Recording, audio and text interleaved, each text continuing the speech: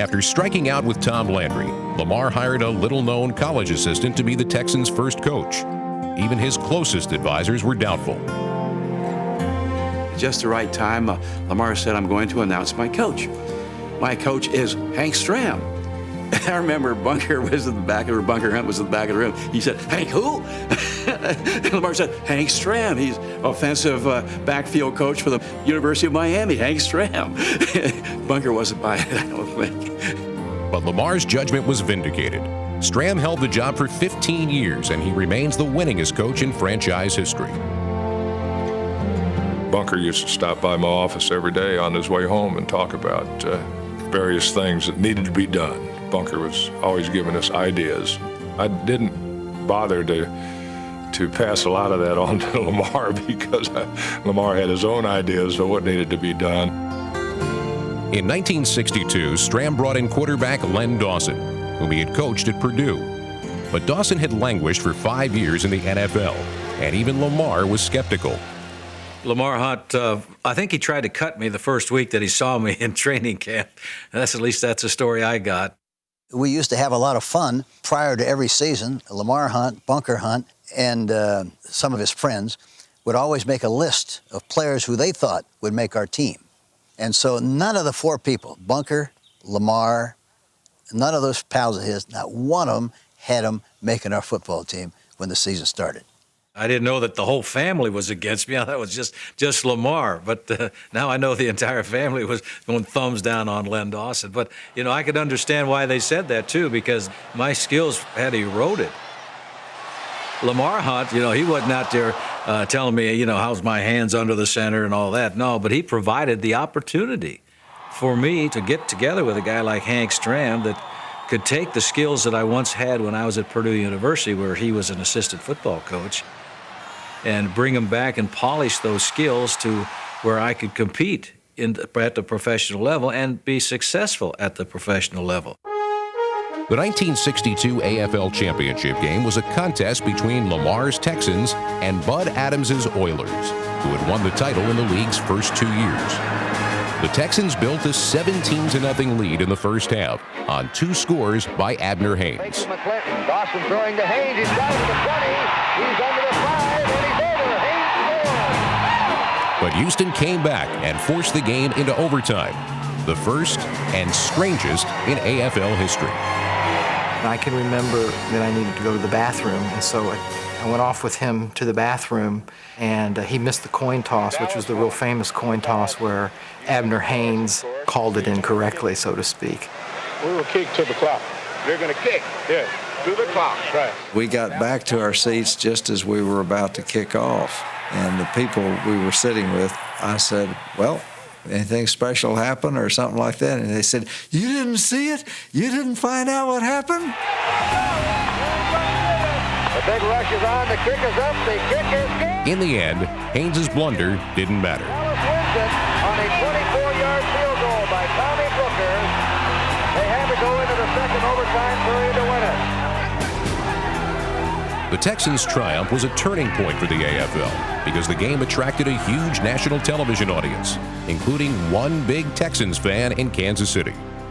The day after the championship, Mayor Robartle of Kansas City called Lamar and just out of the blue and said, "Young man, I'd like to meet with you about the possibility of moving your team to Kansas City." He had watched the game on television. As a result of that, we ended up in Kansas City.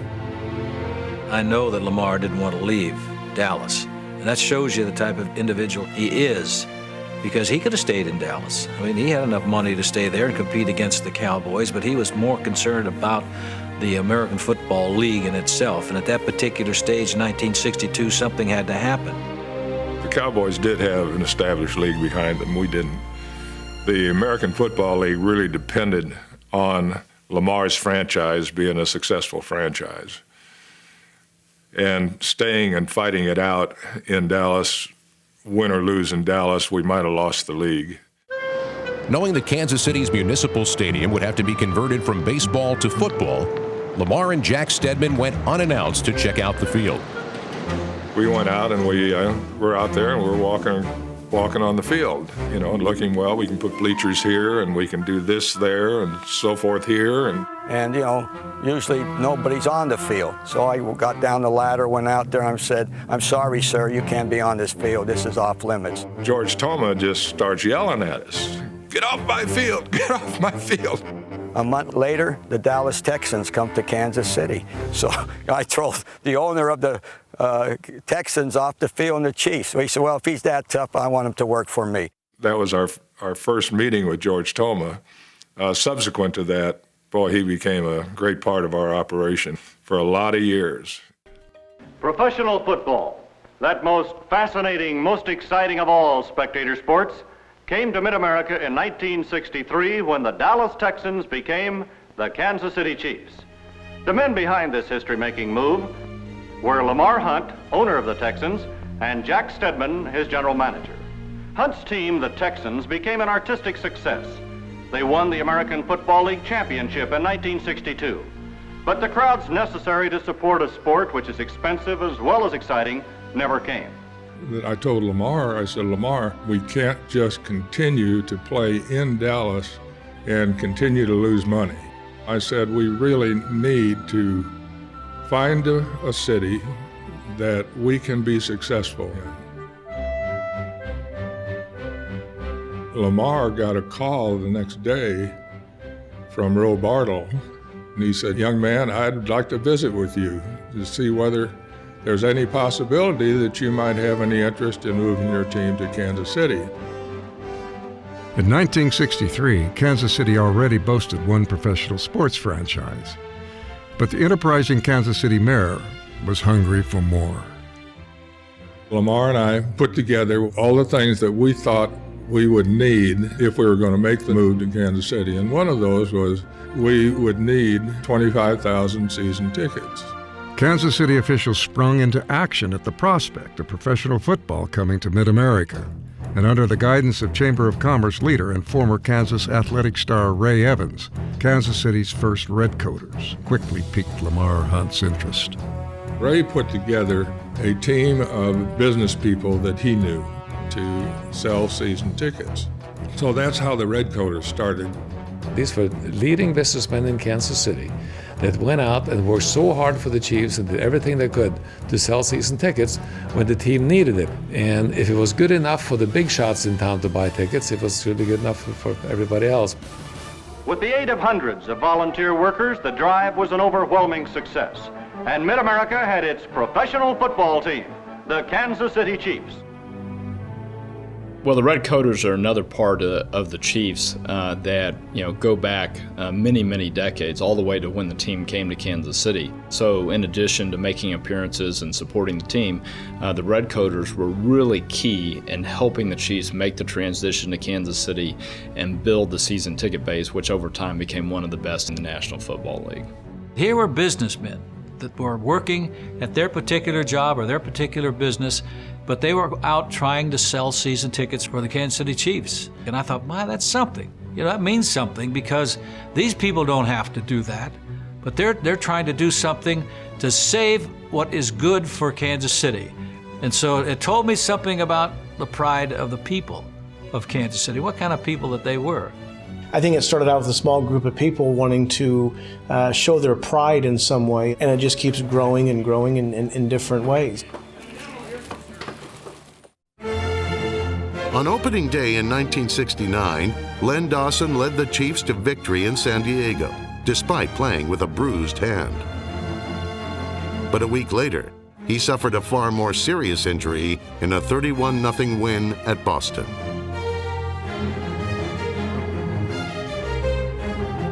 Sensing that the team had a real chance to return to the Super Bowl, Dawson made a risky decision to forego surgery and try to return to action that season. When Dawson's veteran backup, Jackie Lee, broke his ankle in his first start, the Chiefs were forced to turn to second-year quarterback Mike Livingston. Mike, is it particularly difficult for you mentally to get ready for this ball game in your situation? Well, it's not too difficult mentally. It's a tremendous challenge, and it's a great opportunity for me, and I just hope I can make the best of it. I remember Hank Stram at that time saying, look, it doesn't make any difference who the quarterback is. It's just like driving a Cadillac. It's still a Cadillac. You get in there, you're going to have somebody drive it, and everything's going to work out all right. And you know what? We believe that. With Mike Livingston being the starting quarterback, the third-string starting quarterback, he won 5 straight football games. Livingston didn't have to do it all by himself. Stram's Cadillac offense performed as advertised.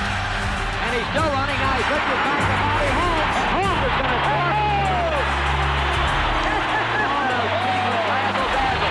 score. The reality was that we had to go week to week and continue to win because you couldn't lose a few games and maybe find yourself out of contention. So we had to do a lot more to give the whole team a chance to succeed.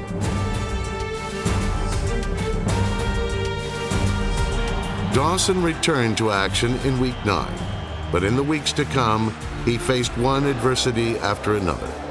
The death of his father, poor performance in a loss to the Raiders, and re-injury of his knee. When the Chiefs traveled to Oakland in Week 14, both teams were in the playoffs, but home field advantage was up for grabs. Surprisingly, Stram ran the ball on almost every play, practically giving the win to Oakland. Having Len Dawson healthy for the playoffs was more important than playing at home. The Kansas City Chiefs had already been to the Super Bowl. They didn't want to get to the Super Bowl. They wanted to win the Super Bowl. So now we're in a situation where we've got to take the hardest road we can possibly get to winning the Super Bowl. Against the defending champion Jets in New York, the Chiefs were clinging to a 6-3 lead in the fourth quarter when a pass interference call gave Joe Namath the ball on the 1-yard line. So as I'm heading down the field to call the defense, I'm noticing heads are starting to be bowed, concessions are starting to be accepted that they felt we were going to lose. And my reality was that that was not a concession we could make. What ensued was the greatest goal line stand in Chiefs history. Goal line by Lanier and Gary Mays. Running play coming off the Mathis, south of the goal line. Lanier hits him. And again, the Jets did not make it. It's 3rd down and 1. On 3rd down, Namath tried a play action, but Bobby Bell read the play perfectly. What pressure put on by Bobby Bell. Bobby Bell made the Jets quarterback commit himself. While the defense was holding the Jets to a tying field goal, Otis Taylor was drawing in the dirt. Taylor's sandlot sketch turned into the biggest offensive play of the game.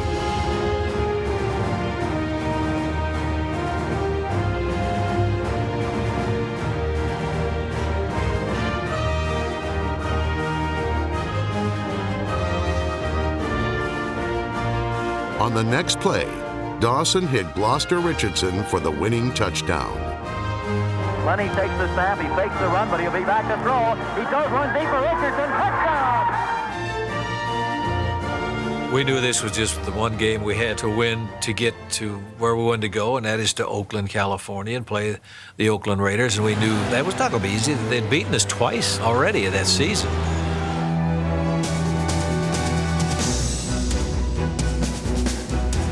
Back to throw, LaMonica, he is sacked. Did he get free by Aaron Brown? The defense racked up 4 sacks and 4 interceptions. After 3 years of Raider dominance, this day belonged to the Chiefs.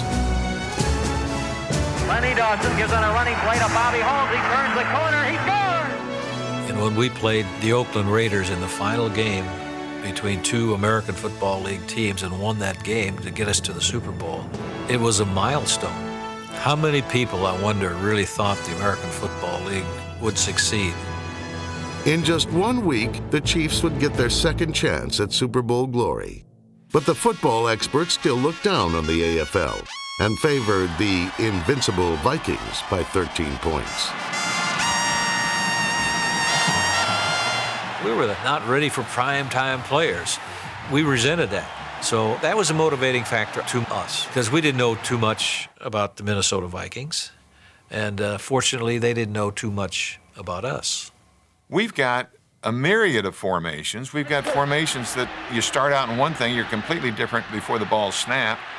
you'll go through 3 separate formations in one series. And if you're not watching that every day, it gets extremely confusing. And they've got 1 week to figure out the tendencies of the Kansas City Chiefs, which is a virtual impossibility. Hank Stram exploited the Vikings' confusion with the most famous play call in Chiefs history. Gloucester, tell him 65 toss power trap. Get in there for 65 toss power trap. 65 toss power trap. That might pop wide open, Rats. Running play coming to Garrett on a trap. Touchdown! Garrett scores. Yeah! The Mentor. 65 toss power trap. Yeah! Yeah! I tell you that baby is there. Yes, sir, boys. Woo! Put your hand over your heart and you can feel it pound out. What a moment for all of the Kansas City Chiefs. They're beating the best that the NFL has to offer out here today. In the last game of the AFL era, it was Otis Taylor who sealed the win.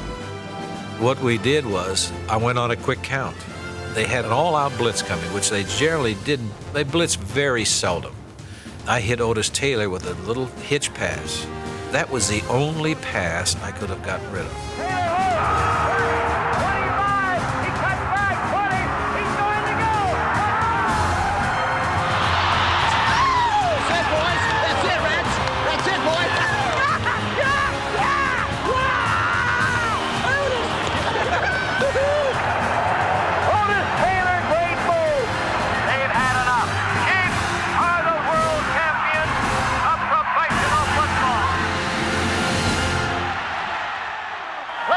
Leads the field.